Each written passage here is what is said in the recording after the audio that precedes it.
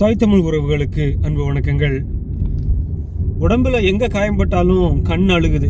அதே மாதிரி தமிழர் மண்ணில் காயம்பட்டால் உலகம் முழுக்க இருக்க தமிழர்கள் கண்ணெல்லாம் அழுகுது, நெஞ்சமெல்லாம் புண்ணாக இருக்குது. நேற்று இந்த சம்பவத்தை கேட்டதில் இருந்து எவ்வளவோ அழைப்புகள் உலகத்தில் இருக்க, அதே மாதிரி நம்ம காணொலியில் கருத்துப்படக்கூடிய சொந்தங்கள் உலகம் முழுக்க, மலேசியாவில் இருந்து,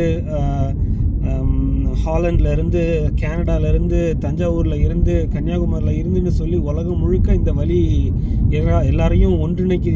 இந்த ஒரு ஒவ்வொரு தடவையும் தமிழன்ற ஒரு என்ன சொல்கிறது, அந்த உறவை உணர்றதுக்கு மரணங்கள் தான் நமக்கு தேவைப்பட்டுக்கிட்டு இருக்கு. அது மிக துயரமான ஒரு விஷயம்.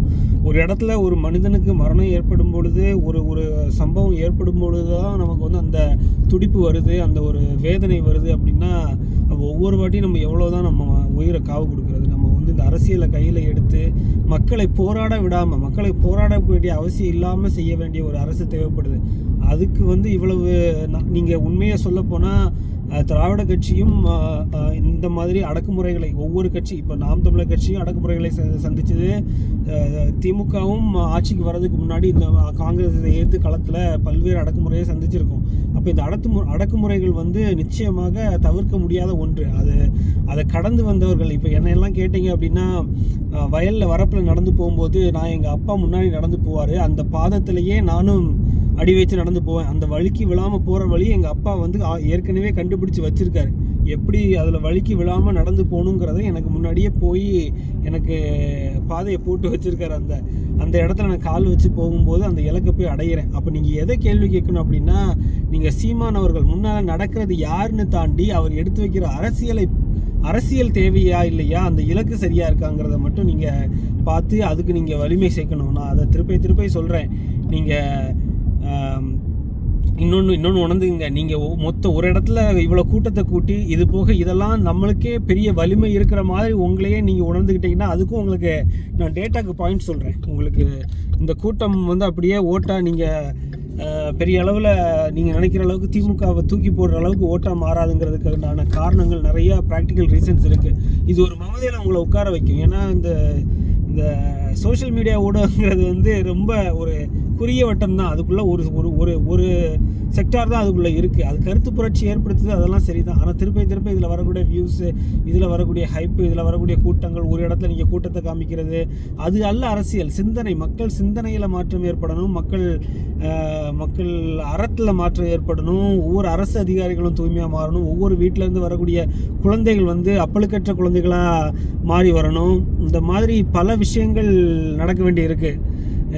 இதுக்கெல்லாம் மக்கள் அரசியல் தான் அடுத்த வாய்ப்பு. அதுக்கு இளைஞர்கள், நீங்கள் ஏற்கனவே ஒரு தலைமுறை இளைஞர்கள் இந்த சூழ்ச்சிகளை கண்டறிந்து இதை தாண்டி வந்துட்டு இருந்தாங்க. அதுதான் நாம் தமிழர் கட்சியை உருவாகி வந்துட்டு இருந்துச்சு. இந்த ஒவ்வொரு கட்சிக்கும் ஒரு வரலாறு இருக்குது. நீங்கள் இந்த கட்சி அது எடுத்து வைக்கிற அரசியலை பார்த்து நீங்கள் முடிவு பண்ணுங்கள். இதை தாண்டி நம்ம என்ன அரசியல் எடுத்து வைக்கிறோங்கிறது முடிவு பண்ணுங்கள். நீங்கள் அனைத்து உயிர்களுக்கும் அரசியல் பேசக்கூடிய கட்சி இன்னொரு இனத்துக்கெல்லாம் எதிராக இருக்குமா அப்படிங்கிறதெல்லாம் நீங்கள் சிந்திச்சு பாருங்கள். நான் உங்களுக்கு இது ஒரு கான்ட்ரவர்ஷியல் கான்செப்ட். நீங்கள் இனவாதின்னு இவரை பிராண்ட் பண்ணுறீங்கன்னு வச்சுங்க. இனவாதம் தான் இந்த கட்சி பேசுது நீங்கள் பிராண்ட் பண்ணுறீங்க அப்படின்னா, நீங்கள் எதனால் பண்ணுறீங்க? உங்களுக்கு ஒரு வீட்டில் இருக்கக்கூடிய கலப்புத்தனங்கள் நிறைய நடக்குது. நீங்கள் இப்போ தெலுங்கு பேசுகிறவங்கன்னு அவங்க டிஃபைன் பண்ணி இவர் சொல்கிறாரு, சீமான் அவர்கள் சொல்கிறாரு அப்படின்னா, அந்த இடத்துல ஏன் அதை சொல்கிறாரு? நீங்கள் தமிழ் மொழியை இப்போ எப்படி ப்ரிவலண்ட்டாக இருக்குது, அந்த மொழி எந்த அளவில் ஒரு அதோட வளர்ச்சி இருந்திருக்கு, அதோட தொடர்பு எப்படி இருக்குது, அதை மக்கள் பேசுகிறாங்களா தமிழ்நாட்டில் முழுக்கன்னு பார்த்தா ஏற்கனவே இருந்ததோட கம்மியாக தான் வந்திருக்கு. அப்போ உள்நாட்டில் நீங்கள் அதை எதையும் அந்த தமிழுக்குண்டான அரசியலை நீங்கள் செய்யலைங்கிறதுனால தான் நீங்கள் அந்த ஒரு அரசியலை கையில் எடுக்க வேண்டியிருக்கு. அந்த உணர்ச்சி செத்து போச்சு அப்படிங்கிறதுக்காக அதை திருப்பி கையில் எடுக்க வேண்டிய அவசியம் உருவாகி இருக்கிறதுனால தான் நாம் தமிழர் கட்சி களத்துக்கு வருது. உங்களுக்கு நீங்கள் அன்னைக்கு ஒருத்தர் பாஜக சார்பாக கேட்டுட்டு இருந்தார், ஒரு அருமையான ஒரு கேள்வி கேட்டார். என்ன கேட்டார் அப்படின்னா, விவாதங்களில் இப்போ எந்த சித்தாந்தங்கள் சார்ந்து யார் நின்னாலும் அவங்க கேட்குற கேள்வியில் நியாயம் இருக்கா இல்லையான்னு பார்க்கணும். அவங்க என்ன கேட்குறாங்க, நீங்கள் ஏங்க திமுகவில் கொள்கை நீங்கள் இருமொழி கொள்கை அப்படி சொல்லி நீங்கள் வச்சுருக்கீங்க. ஆனால் திமுககாரங்க நடத்தக்கூடிய ஸ்கூல்லலாம் நீங்கள் அப்படி இல்லையேங்க, நீங்கள் என்ன ஹிந்தி மொழி கற்றுக் கொடுக்குறீங்க, அது எதுக்கு பண்ணுறீங்க அப்படின்னு கேட்கும்போது அவங்களுக்கு பர்சனல் லைஃப்பில் ஒரு கொள்கை, அரசியலுக்கு மக்கள்கிட்ட ஒரு கொள்கைன்னு இது ஒத்து வராது. அதை வந்து கரெக்டாக அந்த லாக் பண்ணியிருந்தார் அந்த கேள்வியை. இதெல்லாம் நீங்கள் பார்த்தீங்க அப்படின்னா நிறைய விஷயங்கள்லாம் அதுகளை போய் சேர்கிற மைண்ட்ஸ் வந்து கொஞ்சம் மாறி போகுது. அது என்னன்னு எனக்கு புரியலை. ஒவ்வொரு தலைமுறையும் வந்து ஒரு கல்வி கற்ற சமூகம் வந்து விழிப்புணர்வு அடைஞ்சு ஜாதி மதங்கள் தாண்டி அந்த டிசிப்ளினை தாண்டி வர்றதுக்கு உண்டான ஒரு